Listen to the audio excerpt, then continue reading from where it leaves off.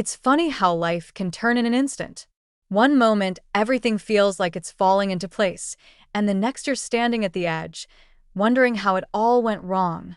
I had always believed in families sticking together, supporting one another, and weathering every storm that came our way. But that day, that horrible day, everything I thought I knew about love and loyalty was shattered. I had never imagined it would come to this. I had raised Michael, my son, with love and sacrifice. The bond we shared was something I had always cherished, something I thought was unbreakable. Sure, there were disagreements here and there, as with any mother and child, but those were just small bumps in the road. What happened on that day wasn't just a bump. It was a sharp, unforgiving blow that left me gasping for air. I had lived with Michael for the past few years after my divorce. I couldn't afford a place of my own. Michael, being my only child, insisted I move in with him. "It'll be just for a little while, Mom," he'd said. "You'll get back on your feet, and things will be fine." He had his own place, a beautiful home with a big backyard, and I thought it would be temporary, a way to ease the burden. But somewhere along the line, it stopped being temporary for me and for him. At first, it wasn't so bad. I helped with cooking, cleaning, and keeping things in order. I thought I was being useful, supporting him in any way I could. He didn't ask for much, but I made sure to be there, to be present, just like a good mother should. I remember the moments when he would sit on the couch after a long day at work, telling me about his challenges and victories. It made me feel connected to him, like we were still sharing the life we used to when he was younger. But over time, things began to change. There was an underlying tension that I could feel, but couldn't explain. It wasn't something that came up in words, but it lingered in the air like a storm cloud waiting to burst. Maybe it was my presence in his life that had started to feel like a burden. Maybe he was just growing up, becoming the man he was meant to be, and my role was no longer as clear. He had a family of his own, a career to focus on, and a life that didn't need his mother hovering in the background. I tried to ignore these feelings, but they ate at me like a slow, quiet burn. Things came to a head when I needed to ask him for help with something.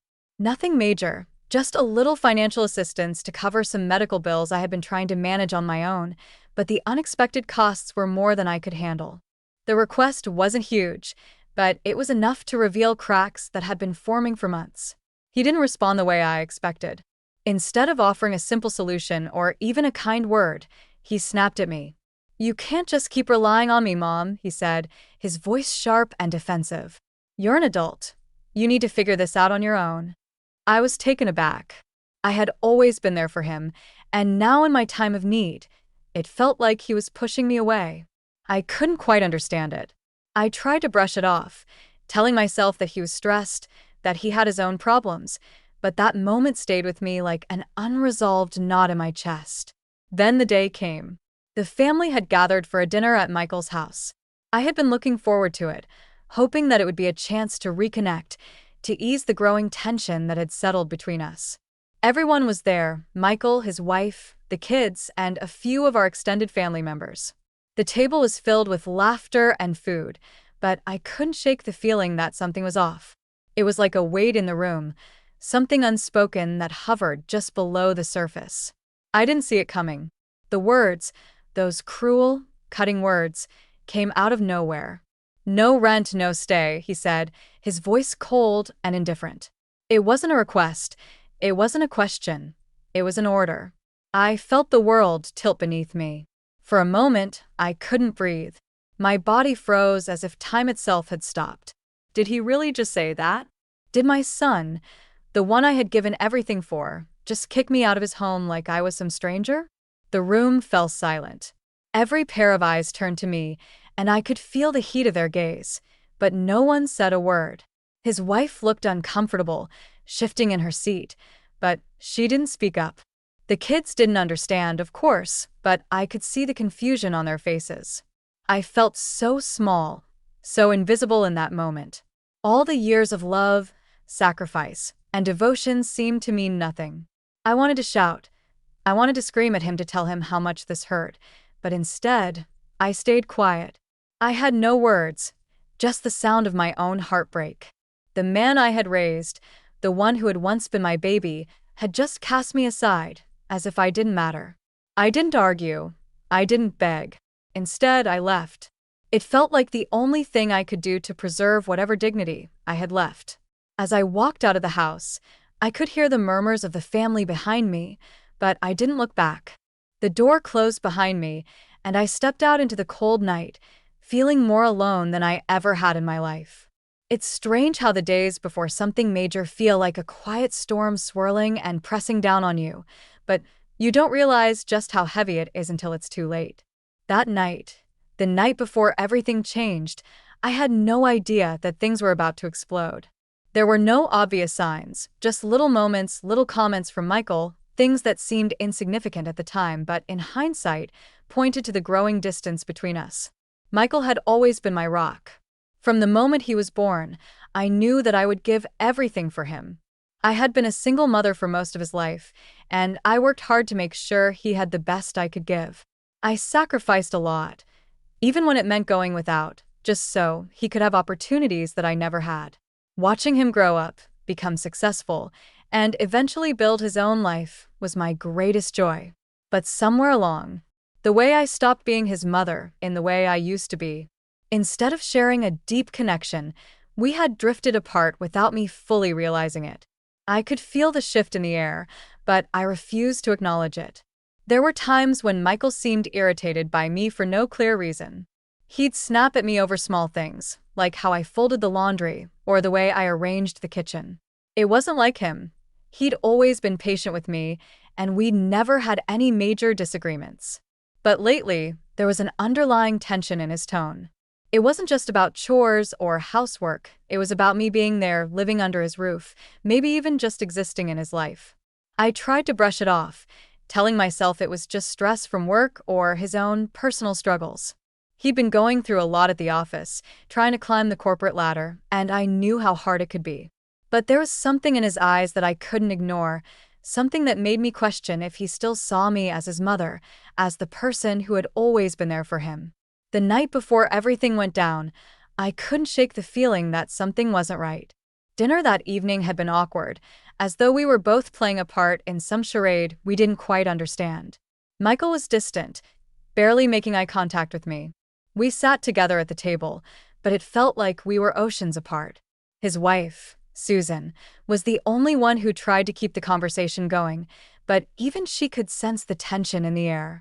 Michael's eyes darted around, his hand constantly fiddling with the glass in front of him. I could feel the weight of his silence. It pressed down on me thick and heavy. I knew something was coming, I just didn't know what it was. After dinner, Michael excused himself to his office. I thought about going to check on him, but something held me back. Maybe I was afraid to see the coldness in his eyes, the disconnection that had been growing between us. Instead, I stayed in the living room watching TV, but my mind was a million miles away. My thoughts kept circling back to the same thing. What had happened to us? When had we stopped being close? I had been living with him for almost 2 years at that point, ever since my divorce. At first, it had seemed like the natural thing to do. He wanted me close, and I didn't want to be alone. I thought that living together would bring us closer, that we would fill the space left by the broken pieces of my marriage with love and laughter. But somewhere along the way, my presence became a burden to him. I don't know when it happened or how, but I could feel it in the way he looked at me sometimes, the way his words would occasionally cut deeper than they should. I remember a conversation we had a few weeks before that night. I had asked him for help, nothing extravagant, just a small loan to cover some medical expenses that had caught me by surprise. He didn't respond the way I thought he would. Instead of offering to help, he gave me a lecture about being more independent, about not relying on him so much. "You can't always come to me, Mom," he'd said, his voice sharp and impatient. I could tell that he was frustrated, but I didn't understand why. Hadn't I always been there for him? Didn't he understand how hard it was for me to ask for help? That night, as I sat on the couch in the dimly lit living room, I thought about that conversation. I thought about how cold his words had been, how they had hurt me more than I wanted to admit. It wasn't just about the money. It was about the way he seemed to be distancing himself from me. I'd always thought that no matter what, my son would be there for me, but now it seemed like I was becoming a stranger in my own son's life. As I sat there, I felt the weight of the silence around me. The house was too quiet. It wasn't the quiet of peace. It was the quiet of something breaking. The walls felt like they were closing in, and I didn't know how to stop it. That night, I went to bed early, trying to escape the unease that had settled over me. I tried to sleep, but my mind wouldn't stop racing. I kept thinking about all the little things that had led up to this moment, the strained conversations, the missed connections, the subtle shifts in Michael's attitude. But I couldn't figure out what had changed. Why did he seem so angry with me? Why was he pulling away? I wanted to believe that it was just a phase, that we would work through it like we always had before. But deep down, I knew that something was different, and that's when the first seed of doubt planted itself in my mind. What if this wasn't just a phase? What if this was the beginning of the end? The tension had been building silently and without warning, and I could feel it in my bones. Something was about to happen. I just didn't know what. The day had started like any other family gathering. Michael had invited everyone over for dinner, nothing fancy, just a casual get-together. He had been working hard lately, and I thought that maybe this would be the perfect opportunity to reconnect. I wanted to feel like we were a family again, to bring some normalcy back into our lives. But little did I know this would be the day that would change everything between us. The house was filled with the usual sounds of laughter and conversation as we all gathered in the dining room. It was a warm, comfortable evening. Michael's wife, Susan, had prepared a beautiful meal, her famous roast chicken with mashed potatoes and vegetables, and there was more than enough for everyone. The kids ran around, laughing and playing, their innocent joy filling the room. It felt like a typical family dinner, or so I thought. But as I looked around, I noticed something. The air was thick with unspoken tension, and I couldn't quite put my finger on it. Maybe it was just me. Maybe it was my own nerves. But I could feel something shifting in the way Michael was looking at me. Michael had always been the one to take charge at these gatherings. He was the one who set the tone, to ensure everyone felt comfortable and included. But that night it was different. He wasn't himself. He was quieter than usual, more distant. I tried to make small talk, asking him about work or how things were going with Susan and the kids, but he barely responded. His answers were short and clipped, as though he couldn't wait to be somewhere else. My heart sank. Was he upset with me? Was there something I had done to make him angry? The nagging feeling of dread in the pit of my stomach grew stronger, but I pushed it aside. It was just a phase, I told myself. We'd get through it.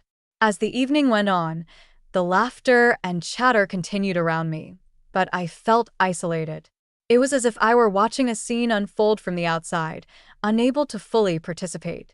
Michael's frustration was palpable, and I couldn't ignore it anymore.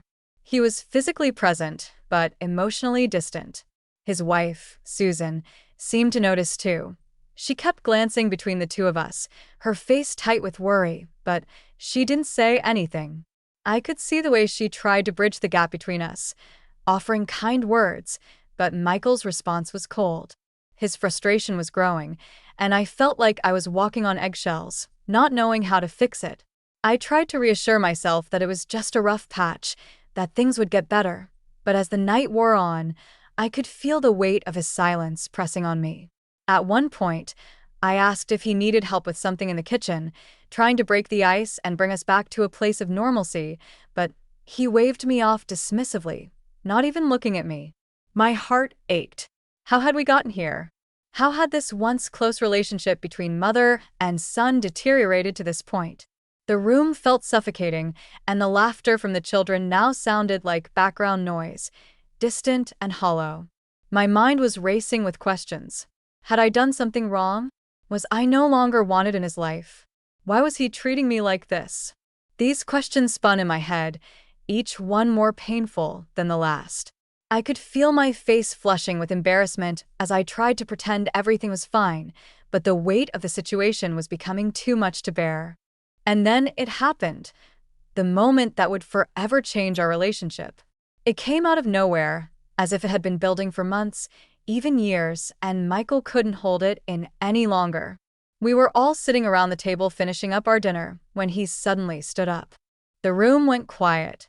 He didn't raise his voice, but his words cut through the silence like a knife. "Mom," he said, his tone icy, "no rent, no stay." Those words I can still hear clearly in my mind. At that moment, it felt like the ground had been pulled out from under me. I froze, unable to process what he had just said. My heart raced, and I could feel the blood draining from my face. No rent, no stay. The words echoed in my head, each one sharper than the last. He was kicking me out in front of everyone. I couldn't speak. I couldn't move. The room was spinning, and I felt like I was trapped in a nightmare. I had never in my life imagined that my son, the child I had raised, would speak to me like this. The humiliation, the betrayal, it was all too much to bear. I looked around the room, but no one spoke. No one came to my defense. My eyes landed on Susan, who looked as shocked and uncomfortable as I felt, but she said nothing.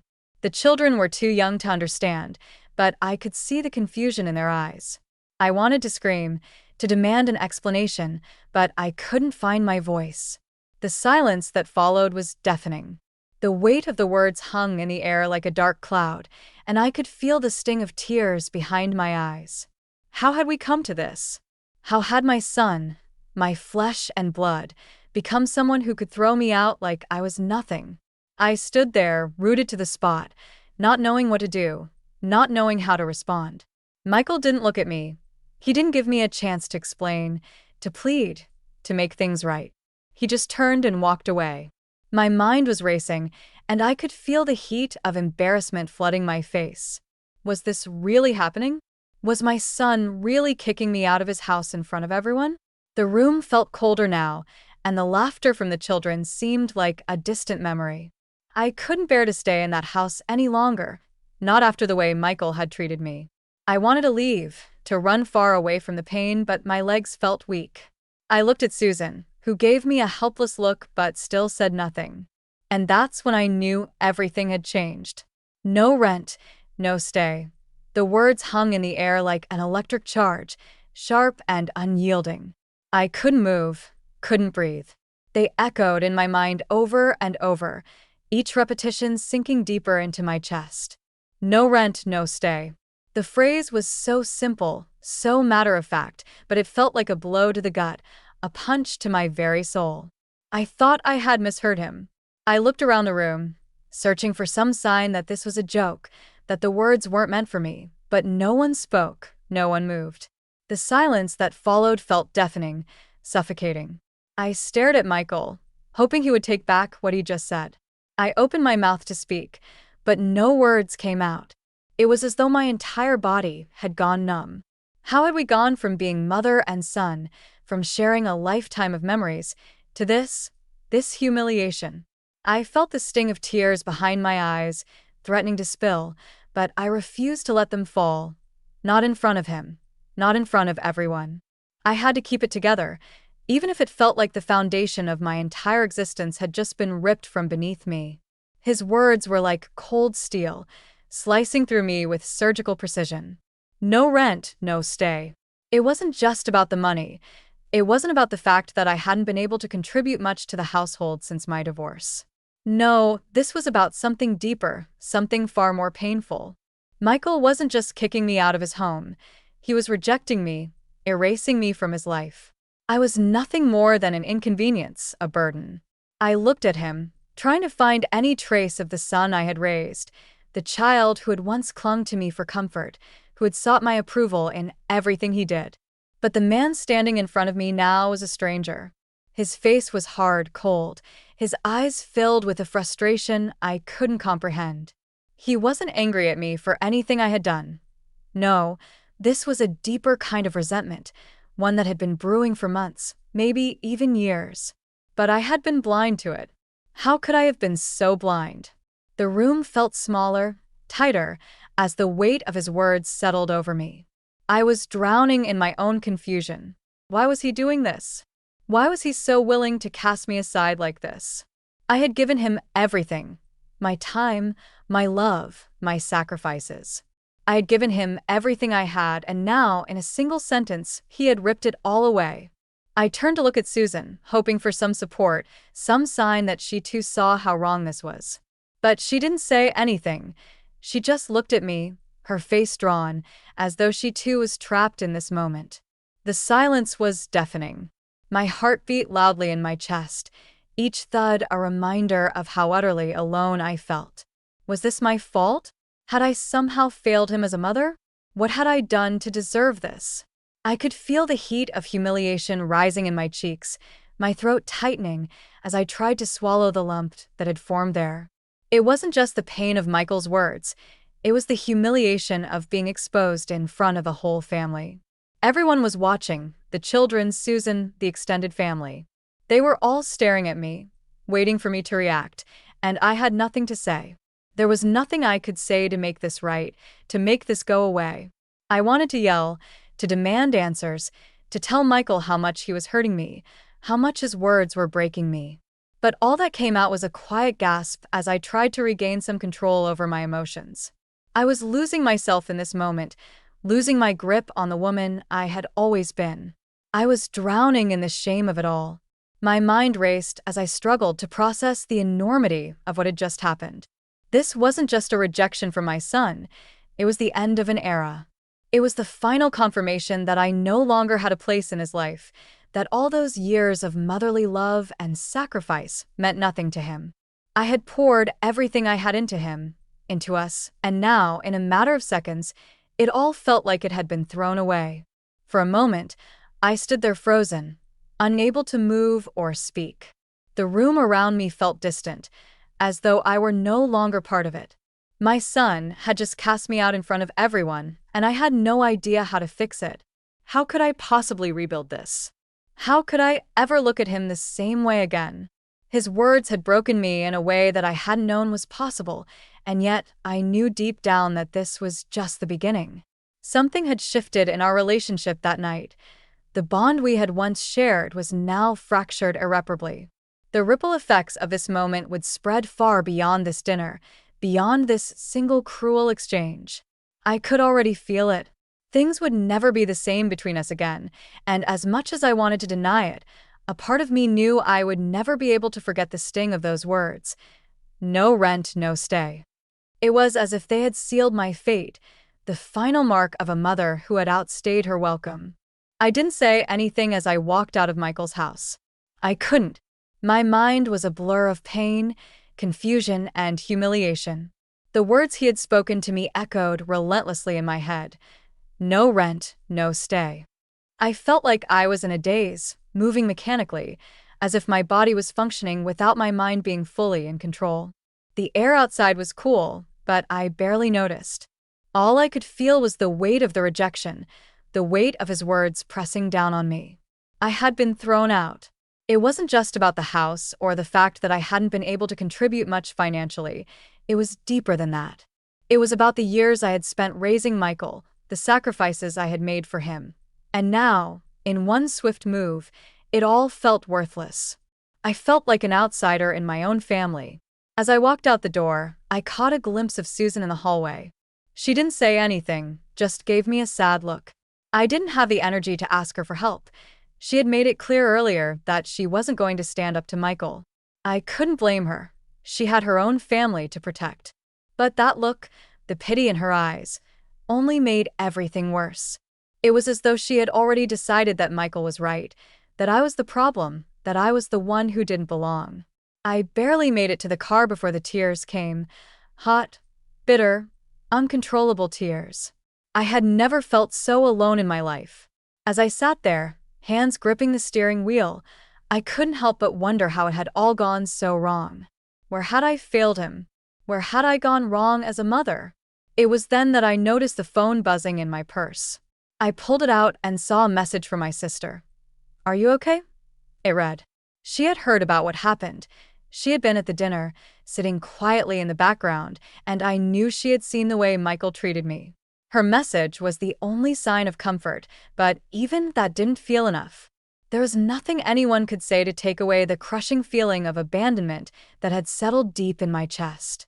Some of the family had reached out to me later, offering words of support, but I couldn't shake the feeling that they were doing it out of obligation rather than genuine care.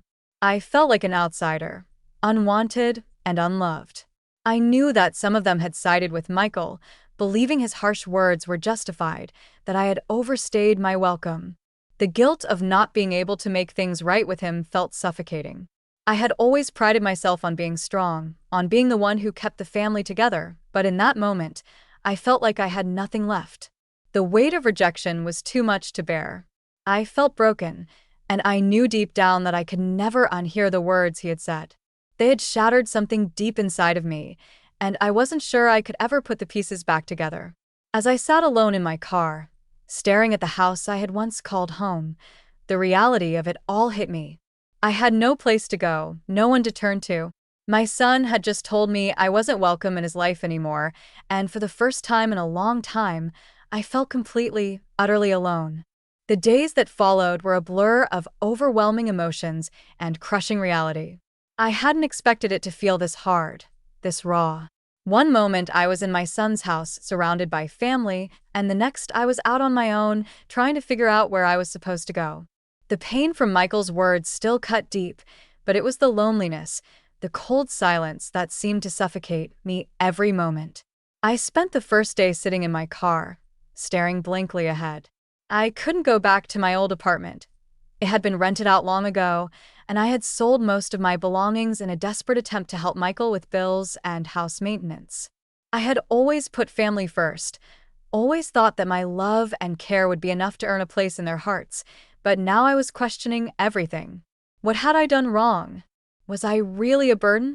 Was I the one at fault for everything falling apart? The search for a new place was slow and discouraging. I called a few rentals I found online, but every conversation felt like I was imposing, like they could tell how desperate I was. My credit wasn't the best, and finding a place that would accept me was harder than I had imagined. It felt like the world was closing in on me. Every "sorry, we've already rented it out" was a reminder that I had no place left to turn. I felt so small, like a shadow of the person I once was, the woman who had always been strong, the mother who had always protected her children. Where had she gone? I tried to keep my pride intact, to not let anyone see the cracks that were forming in my heart, but the loneliness was overwhelming. The silence in my small hotel room at night felt deafening. I had no one to talk to. I had no one to turn to for comfort. Sure, my friends reached out here and there, but there was no one who truly understood. I couldn't bring myself to tell them what had really happened. The shame was too much. As I sat in that room with nothing but my thoughts, I found myself constantly replaying the past. Had I been a good mother? Had I done everything I could for Michael? I had given him my best, my everything, and yet in his eyes, I wasn't enough. The pain of rejection gnawed at me every second of the day. It wasn't just that Michael had kicked me out. It was that he had made me feel like I was worthless, like all the years of love and sacrifice meant nothing. I spent hours questioning my worth. If I couldn't even be there for my own son, then what was left for me? Who was I now? I had always defined myself as a mother, a nurturer, someone who gave and gave without expecting anything in return, but now that identity seemed shattered. I felt like a failure as a mother, a failure as a woman. I wanted to be strong. I wanted to pick myself up and move on, to find a new direction, a new purpose. But the wound Michael had left in my heart was still too fresh. The emotional and practical challenges were stacking up one after the other. I was caught between trying to stay afloat and being pulled under by a sea of doubts and sorrow. Every time I looked in the mirror, I saw the reflection of a woman who was losing her way, unable to find the strength she once had. It was late one night, and I was sitting alone in my small, dimly lit hotel room. The silence felt suffocating, the loneliness pressing in from all sides. My mind kept spiraling, overwhelmed with the weight of everything that had happened. Michael's words, the rejection, the hurt. I hadn't really let myself stop and think about it all until now. I had been too busy trying to survive, trying to keep going without allowing myself a moment to breathe. But now, there I was, alone with my thoughts, and for the first time in days, I was quiet enough to hear them. I thought back to everything I had done for Michael, Everything I had sacrificed over the years. The late nights I had stayed up waiting for him to come home safely. The hours I spent helping him with school projects, fixing his favorite meals, teaching him how to be kind and thoughtful. I had poured my heart and soul into raising him, into giving him the best I could, even when it meant putting my own needs aside. And yet now, it felt like none of it mattered. It was as if everything I had done was erased in an instant. I could still feel the sting of his rejection, the way he made me feel like a burden, like an unwanted guest in his life. But as I sat there, a new feeling began to creep in, a quiet sense of realization, a flicker of clarity in the middle of all the chaos. I had always defined myself by my role as a mother. It was my identity, my purpose. But in that moment, I realized something important. I was more than just a mother. I was a woman with strength, resilience, and a lifetime of experiences that had shaped me into who I was. I had been through hardships before. I had faced losses, struggles, and challenges, but I always came out the other side stronger. This time, though the pain was unbearable, I could feel a shift inside me.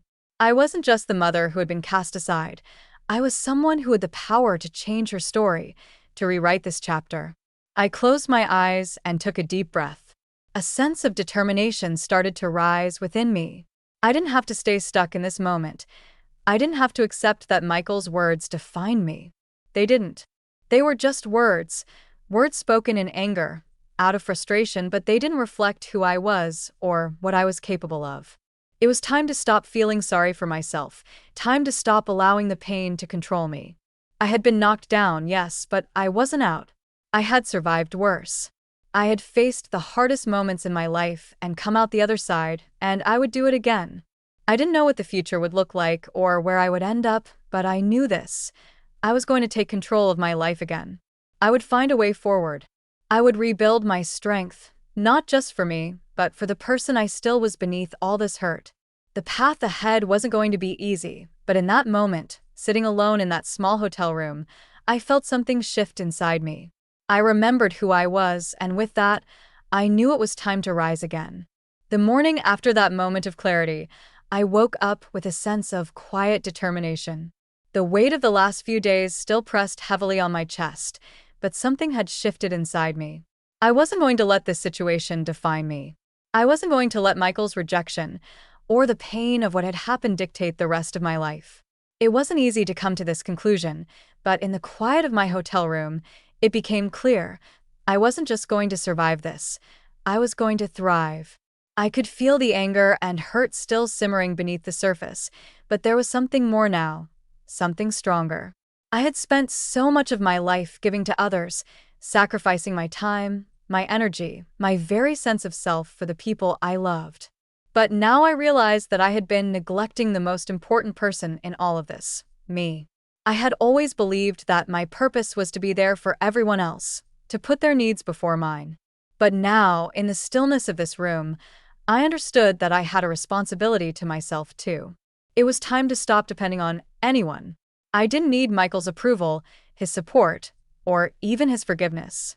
The truth was I had been living my life for others for far too long, trying to make everyone else happy, and it had come at the cost of my own happiness. I had built my entire identity around being the mother, the caregiver, the one who always put others first. But I was no longer that person. I couldn't be. If I was going to move forward, I needed to find my own path, my own strength, my own purpose. I had been so caught up in the idea of being a mother, a protector, a giver, that I had forgotten to ask myself, who am I outside of those roles? What do I want? What do I need? It was time to find those answers. I stood up from the bed and walked over to the small window, looking out at the street below. The world was bustling with life, and in that moment, I felt the stirrings of something new within me, a new beginning. It wasn't going to be easy. I knew that there would be challenges, obstacles, and moments of doubt. But I was done letting fear and uncertainty control my life. I was done letting my circumstances define me. I thought about my life, the years I had spent raising Michael, the sacrifices I had made, the love I had given. All of that was a part of me, but it wasn't all of me. I had more to offer. I had dreams, ambitions, things I still wanted to do. I had worked so hard to support my family, but now I had to focus on supporting myself. And it wasn't just about getting by, it was about thriving. It was about finding a way to live a life that was mine, a life that didn't revolve around the needs of others. I didn't need Michael's house, his approval, or his presence to feel whole. It wasn't the things he had to offer that mattered. It was the strength I had inside of me. I realized then that I had been underestimating myself. I had everything I needed within me to create the life I wanted, to move forward, and to build a future on my own terms. It was a bold decision, a hard one, but it was the only one that made sense. I wasn't going to be someone's burden, someone's afterthought. I was going to take control of my life, make my own choices, and embrace the possibilities that lay ahead. And so I made the decision. I wasn't going to rely on anyone else anymore. I didn't need Michael to survive, and I certainly didn't need his approval to thrive. I had a life to live, and it was time to start living it. No more excuses, no more waiting for permission. The future was mine to shape, and I was ready to take the first step forward. The decision had been made, but now came the next challenge, finding a place to call my own. It wasn't as simple as picking any old house. This wasn't just about finding somewhere to live. It was about finding a home, a place that could symbolize this new chapter in my life, a place where I could rebuild, heal, and truly begin again. The thought of that was both thrilling and terrifying. The uncertainty was overwhelming, but there was an excitement buried under it all. For the first time in a long while, I had control over what happened next. I started the search online, scrolling through endless listings of homes in the area. At first, it was hard to know what I wanted. I wasn't even sure where to start. Should I go for something small and cozy, just enough for me to feel safe and secure, or did I want something bigger, a space that could represent a new beginning, something grander? It felt like I was standing at the edge of a cliff, looking out at the vast possibilities ahead of me, unsure of which path to take. I looked at pictures of homes, kitchens with gleaming countertops, living rooms bathed in sunlight, bedrooms with windows that overlooked lush gardens. Some homes were modern, with clean lines and open spaces, while others were older, with character and warmth that spoke to me in ways I hadn't expected. I found myself drawn to a particular style, a cozy little cottage with a front porch, the kind of place you could imagine yourself sitting on in the evenings, sipping a cup of tea and watching the world go by. It felt like a dream, a small piece of peace that could be mine. But there was a voice in my head that kept questioning my choices. Could I afford something like that? Was I being unrealistic? Was I just looking for something to fill the emptiness I felt inside? I had to balance my desires with the reality of my situation. The practicalities of the situation. I didn't have a huge budget, not after all the years of financial struggles, and I couldn't afford to make a decision based purely on what my heart wanted. I had to think about the future, about what I could maintain on my own without depending on anyone else. The practicality side of things tugged at me. I thought about maintenance costs, utility bills, and all the responsibilities that came with owning a home. I had lived in Michael's house for so long that I had almost forgotten how overwhelming those things could be. A smaller place, something more affordable, seemed more practical, but my heart ached at the thought of settling for something that didn't feel like mine, that didn't have the space or the charm I wanted.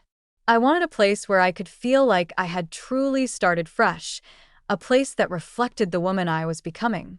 I spent hours looking at listings, torn between practicality and desire. Some days I found myself falling in love with a house, imagining what it would be like to live there, and then the next day I would talk myself out of it, reminding myself that it might be too much. Every time I thought I had figured it out, doubt crept in, reminding me of my limitations. Could I really take on all of this on my own? But then I remembered something important. I wasn't trying to live up to anyone else's expectations anymore. This wasn't about proving anything to Michael, to my family, or to anyone else. This was about me. This was about creating a life that felt true to who I was, a life that was entirely mine. The thought of a house, something that truly felt like my own, started to feel less like a distant dream and more like a possibility. There was still a long way to go, and I knew the road wouldn't be easy, but I was ready for it, ready to make the choice that felt right for me, even if it meant stepping outside of my comfort zone. the excitement of that new beginning, the possibility of finally finding a home where I could feel peace, where I could build a future without the weight of the past, was a spark that kept me going through the uncertainty.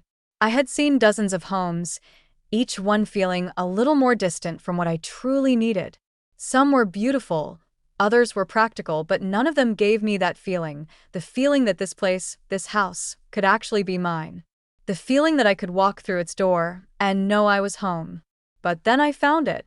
It wasn't the biggest house, nor the most luxurious. In fact, it was a little worn around the edges just the way I liked it. It wasn't a pristine, perfect house that looked like something out of a magazine. No, this house had character. It had a charm that made my heart flutter the moment I stepped inside. The first thing I noticed was the light. Sunlight streamed through the large windows, bathing the living room in warmth. The walls were soft, welcoming color, and there was an openness to the space that felt just right. It wasn't too much, but it was more than enough. I walked through the house slowly, taking it all in. The kitchen was perfect, old-fashioned with wooden cabinets and a farmhouse sink, the kind of kitchen where I could imagine myself making meals, feeling the warmth of the stove, and taking the time to enjoy cooking again. The bedrooms were cozy, each one just big enough to create a sanctuary, a peaceful place to rest at the end of the day. There was a small garden in the back, and though it wasn't much, it was enough for me to envision planting flowers and sitting outside with a cup of coffee in the mornings. It wasn't just a house, it felt like a home. And for the first time in weeks, I felt that spark of excitement again. But as I stood there, a flood of emotions overtook me. This was the house. This was the place where I could start over. The thought of making that commitment, of buying this house, hit me like a wave. It wasn't just about the financial investment or the logistics, it was about the emotional weight of it. The house represented everything I had been through. The rejection, the pain, the loneliness, and now the strength and determination to rebuild my life. It was a symbol of how far I had come since that day Michael kicked me out, since I had left everything behind to find my own way. The house felt like it was waiting for me. It was as if it had been built for this moment, for me to step into it and claim it as my own. The decision to buy, it wasn't just about the physical space. It was about my journey, my growth, and my willingness to take control of my future. I stood there for a long time, just breathing it all in. The reality of it slowly sank in. I was no longer just a woman who had been rejected. I was no longer defined by my relationship with Michael or anyone else. I was someone who had fought through pain, who had faced rejection head-on, and was now standing at the threshold of a new life. I had taken the power back. In that moment, the sense of empowerment that came with this decision was overwhelming. I wasn't just buying a house, I was claiming my independence. I was creating the life I had always deserved, the life I had almost forgotten was possible. I had a future again, one that didn't depend on anyone else's approval or support. As I stood there, the weight of the past seemed to lift off my shoulders just a little bit more. Michael's words, the pain, the rejection, it was all still a part of me, but it no longer held the power it once had. I had found my footing. I had found my strength. And this house, this simple, beautiful house, was a testament to that. I made the decision that day, standing there in that house, that I was going to buy it. No more waiting, no more second-guessing myself. I had earned this. I deserved this. And when I signed the papers, when it was finally mine, I would walk through that door and know that this was just the beginning of a new chapter. It was my home, and in it, I would find peace. I remember the day I decided it was time to tell Michael about my decision. I've been in my new home for a couple of weeks now, settling in and making it my own. The house was still unfamiliar, but it was mine, and with each passing day, it was becoming more of a sanctuary. Every inch of it felt like a declaration of my independence, of my resilience. But now I needed to face the people who had been part of my old life, especially Michael, the man who had told me I wasn't welcome in his home. I knew this conversation wasn't going to be easy, but I had made up my mind. This was part of my new beginning. It was a Sunday afternoon when I called Michael and asked him to come over. I could sense the hesitation in his voice when he agreed, but I pushed it aside. I couldn't afford to be afraid anymore. I needed to stand firm in my choices. When Michael walked into my new home, I saw it in his eyes immediately, the confusion, the disbelief. His gaze flicked around the space, taking in the cozy living room, the kitchen that had become my little haven, and the simple yet comforting bedroom. He seemed almost lost in the moment, and I could tell he wasn't sure what to say. I took a deep breath before speaking. "I wanted to let you know, Michael, I've bought a house." There was a beat of silence before he responded. His face tightened, and I could see the anger rising in his eyes. "What?" "You bought a house?" he asked, his voice sharp with disbelief. "After everything, you just left." "I didn't just leave," I said calmly, my voice steady. "I took control of my life, Michael. I wasn't going to keep living under someone else's roof in a place where I was treated like an outsider. I needed to start over for my own sake." His jaw clenched. "You don't think this is a bit extreme? You could have stayed. You could have worked things out." "I tried, Michael," I replied, my heart heavy but my resolve unwavering. "I tried to make things work, but the way you treated me, it wasn't just about a roof over my head. It was about respect, about love. I had to leave to find my peace." I could feel his anger building, but I stood my ground. I wasn't going to let him make me doubt myself. This wasn't an easy decision, but it was the right one for me. I'm not sorry for it. I've worked hard my whole life, and now it's time for me to live on my own terms. This is my home, Michael, and I want you to understand that." He opened his mouth to say something but stopped himself, his frustration evident. "I can't believe you're doing this. You've always been there for me, and now you're just walking away." "I'm not walking away from you, Michael," I said, my voice softer now. "But I had to walk away from the situation. I had to stop living for everyone else and start living for me. I hope one day you'll understand that." There was a long silence as Michael processed what I had said. His face had softened, but I could still see the anger and hurt lingering. "I don't get it," he muttered, more to himself than to me. "But I guess it's your life." "I'm not asking for your approval," I said, my tone firm but kind. "I'm telling you because you're my son, and I wanted you to know. But this is something I've chosen for me. It's my turn to take care of myself now." There was a quiet moment between us, and I could see the walls inside Michael slowly starting to come down. It wasn't the instant reconciliation I had hoped for, but it was a step. I had said my piece, and now it was up to him to process it in his own time. The anger had faded, but the hurt was still there, lingering in the air between us. "I guess I'll let you get back to whatever you're doing," Michael said, his voice lacking the sharpness it had before. "Okay," I replied, my voice calm. "Take care, Michael." As he left, I stood in my new home, feeling the weight of the conversation but also feeling something else, something empowering. I had spoken my truth, and no matter how he reacted, I had made the right choice. I had stood my ground, and that in itself was a victory. It wasn't easy to stand up to the person you loved most, to the one who had been your child, but I had learned that sometimes, in order to love them properly, you have to love yourself first. And I wasn't going to apologize for that anymore. Moving into my new house was like stepping into an entirely different world. The air felt different, lighter, as if the walls of my old life had been left behind, and with them the years of emotional strain, disappointment, and unspoken tension. As I unpacked boxes, I realized just how much I had been carrying around with me, both physically and emotionally. Each box I opened, each piece of furniture I placed, was an act of reestablishing myself, of creating a space that was entirely mine. There were no expectations to meet, no one to please. It was just me alone, and it felt liberating. The first few days were strange, to be honest. The quiet was both peaceful and unsettling. In Michael's house, there had always been noise, voices, arguments, and that undercurrent of frustration. But here, in my new home, there was only silence. At first, it was unsettling. I had always been surrounded by people, my family, my children, even the constant presence of Michael. But now, in the solitude of my new home, I realized that this silence was not something to fear. It was a space for me to breathe, to think, to begin anew. I spent my days slowly transforming the house. Each room became a reflection of who I was, not who I had been. The kitchen, Where I had once felt like an outsider in Michael's home was now a place of comfort. I filled the shelves with my favorite cookbooks, unpacked my dishes, and set everything up just the way I liked it. I made my first cup of tea in my own kitchen, and for the first time in years, I felt like I was taking care of myself. The small acts of daily life, the simple routines, started to ground me. They gave me a sense of control and stability that I had been lacking for so long. The living room, too, began to reflect the new me.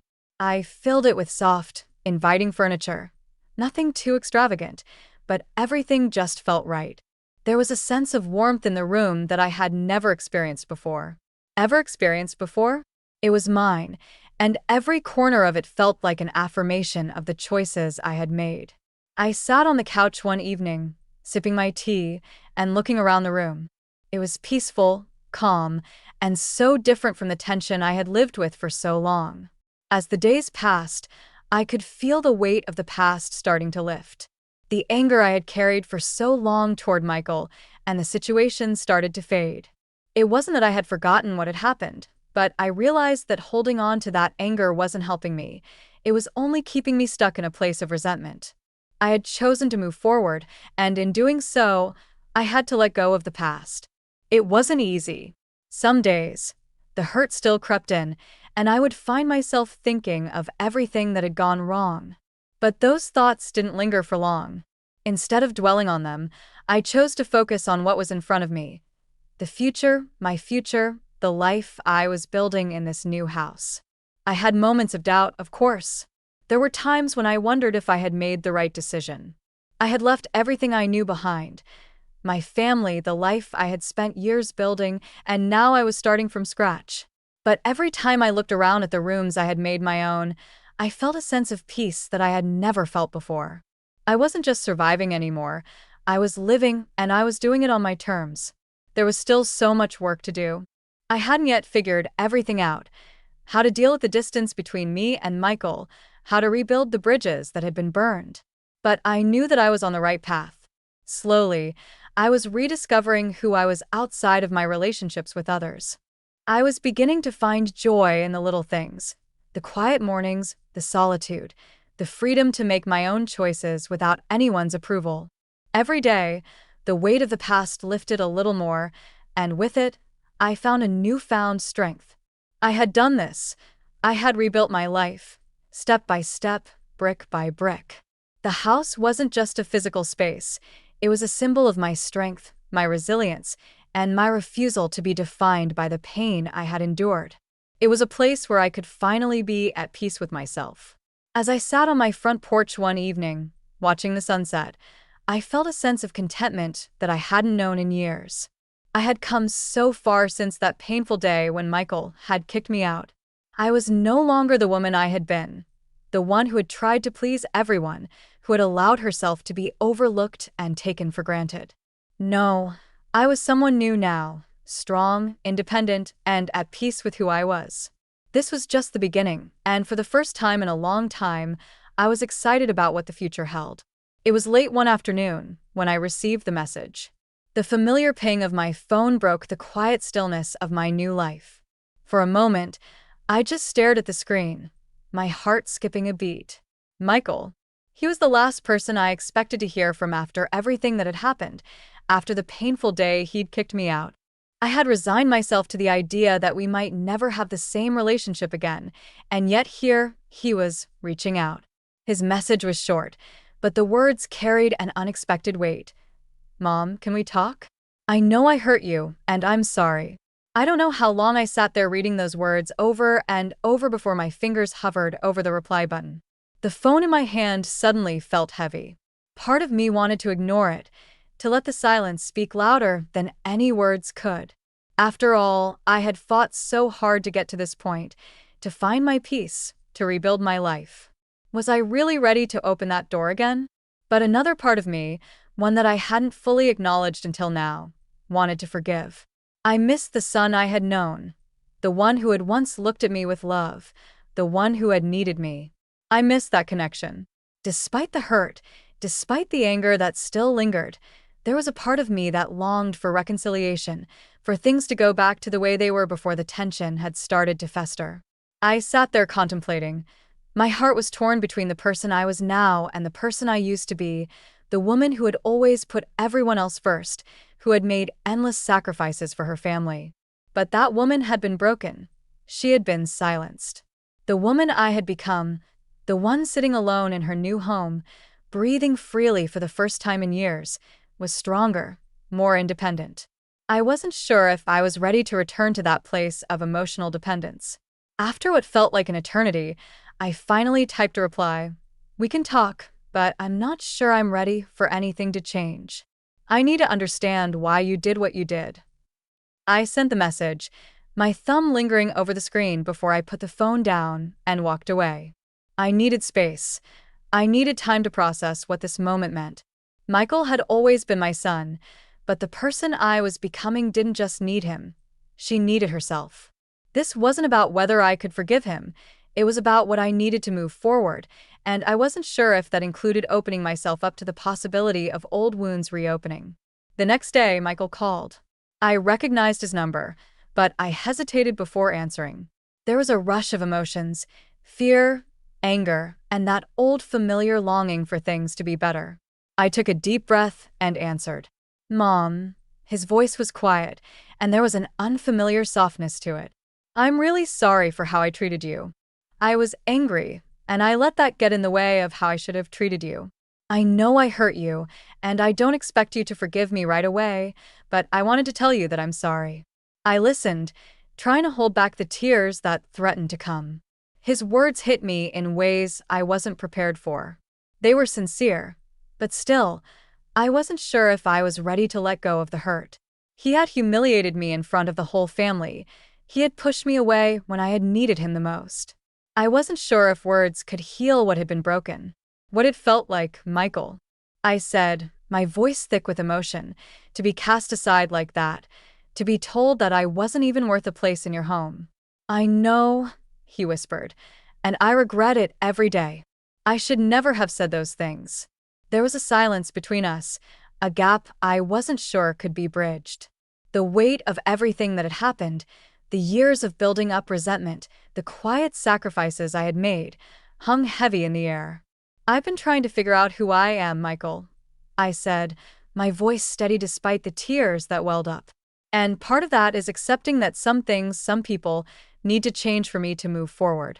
I don't know what's next for us, but I do know that I need to put myself first. I can't keep making myself small to make others comfortable. There was a long pause before he spoke again, his voice barely audible. I understand, and I don't expect you to forgive me right away, but I hope one day we can find a way back to each other. I felt a lump in my throat. I wasn't sure if forgiveness would come quickly or at all, but in that moment, I realized something crucial. The relationship we had would never be the same again. The trust, the closeness, those things couldn't be rebuilt overnight. But maybe, just maybe, they could be rebuilt at all. I hope so too, Michael, I said softly. But right now I need time. I need to keep moving forward. We ended the conversation with no promises, no guarantees. But for the first time in a long time, I felt a sense of closure. It wasn't the perfect reconciliation I had dreamed of, but it was a start, and sometimes that's all we can hope for. Looking back, everything that had happened felt like a series of challenges I had been forced to face head-on. Each moment of pain, each tear shed, and every night spent wondering how I had ended up here, it all led me to one undeniable truth. I was stronger than I had ever realized. For so many years, I had given pieces of myself away, trying to make everyone around me happy, trying to fill roles that weren't meant for me. But in doing so, I had lost sight of my own worth, my own identity. That was the lesson that came with the pain, the realization that I was enough just as I was. I never thought it would be so hard to stand up for myself. I always thought of myself as someone who is kind, patient, and willing to give. But somewhere along the way, I had confused giving everything with loving unconditionally. I hadn't set boundaries, and because of that, I had allowed others to walk all over me. Michael's words, the humiliation in front of the family, had shaken me to my core, but it had also been a wake-up call. The moment he kicked me out, I realized something crucial. I deserved respect. I deserved to be seen and heard, not just when it was convenient for others. Setting boundaries was something that came slowly. It wasn't easy. I had spent so many years taking care of others that the idea of putting myself first felt almost unnatural. But with every step I took in rebuilding my life, I learned how essential it was. I began to understand that self-worth wasn't something that could be negotiated. It wasn't something that could be given away like a gift to be accepted or rejected. My worth was inherent, and I had to treat myself as if I was deserving of love and care, just as much as I had always given to others. Over time, the boundaries I had set began to feel like a form of self-respect, not selfishness. The more I stood firm in my decisions, the more I realized that this was the only way forward. I didn't need anyone's approval to feel validated. I was my own person, and that was enough. But as much as I had learned about myself, there was another part of the journey that involved understanding the people around me. My relationship with Michael and with my family would never be the same again. I couldn't go back to the woman I had been before, someone who tolerated disrespect and neglect. But I also couldn't close the door on my family entirely. It would take time, but I understood that healing meant finding a balance between holding on to my own dignity and being open to the possibility of reconciliation. Not for them, but for me. What Michael had done couldn't be undone. The words he said, the humiliation, it was all part of the story now. But I had also learned that forgiveness wasn't about excusing the behavior. It was about freeing myself from the burden of carrying that pain. I didn't have to forget what happened, but I could choose to let it go. Forgiveness, in the end, was for me. It was about releasing the hold that anger and resentment had on my heart. The emotional payoff came when I finally felt at peace with my decisions. When I woke up in my new house each morning, I realized that I had made the right choice. It was a peace that came from knowing I had stood up for myself when no one else would. It came from finally understanding my own worth. It came from the quiet strength I had discovered within me and from knowing that I didn't need anyone's permission to be at peace. But the lesson wasn't just about me. It was about family too. Michael's reach out opened up the possibility for healing, but I knew that healing wouldn't happen overnight. Relationships needed time, patience, and space to grow, just as I needed time to continue growing. The journey wasn't over. It never would be. But I had learned that there is nothing more important than knowing my own worth, setting my boundaries, and standing firm in who I was. In that moment, I realized that everything I had been through, the heartbreak, the betrayal, the isolation, had led me to this point of redemption. I was stronger than ever, not because I had faced the world alone, but because I had learned to trust myself. And that, more than anything, was the greatest gift I could give to myself. As I sat in my new home, I thought about the future. I thought about what I wanted for my relationships, what I needed to feel whole. And I knew without a doubt that this new chapter, this fresh beginning, was where my journey truly started. True strength lay in my time to live, to love, and to be free. The lesson was clear. I was worthy of happiness, I was worthy of peace, and I was worthy of a love that didn't require me to lose myself in the process. As I sit in the quiet of my new home, a sense of peace washes over me. The past year has been nothing short of a roller coaster filled with highs and lows that I never saw coming. But here I am, in a place I can finally call my own. No more uncertainty, no more walking on eggshells, no more pretending to be someone I wasn't. This home isn't just a house. It's a symbol of my strength, my resilience, and the quiet courage I found when I needed it most. Looking back, I can't help but reflect on how far I've come. There was a time when I would have never imagined being here, living alone, making decisions for myself. I had spent so many years putting others first, thinking that my worth was tied to how much I could give, how much I could sacrifice. But I've learned that my worth was never in my ability to give endlessly. It was always in my ability to stand up for myself, to demand respect, and to acknowledge that I too deserved love and peace. The relationship with Michael and with my family is not perfect, and maybe it never will be. But what I've learned is that forgiveness isn't about forgetting. It's about freeing myself from the burden of carrying anger. When I think of Michael now, I don't feel the same sting of betrayal that once filled my chest.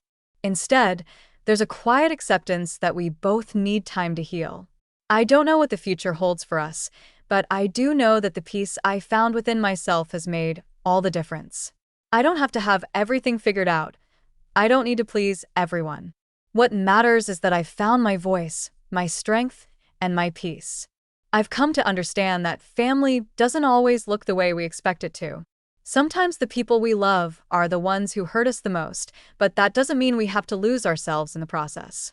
It means we need to learn how to set boundaries, how to walk away when necessary, and how to find peace in our own space, even when everything around us feels chaotic. This journey, with all its pain and triumphs, has shown me the importance of independence. There's a quiet power in learning to rely on yourself, in creating a life that is not dependent on others' approval or affection. I've learned to trust my instincts, to recognize my worth, and to walk through this world with my head held high, knowing that I am enough. The lessons I've learned will stay with me, shaping my future in ways I can't even fully grasp yet.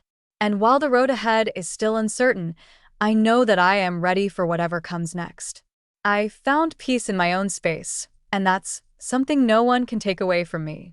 As I sit here now, surrounded by the quiet comfort of my own home, I'm reminded of how much I've grown.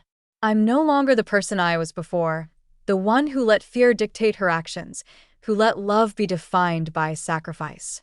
I'm someone new now, stronger, more confident, and at peace. This is my life, and I'm proud of how far I've come.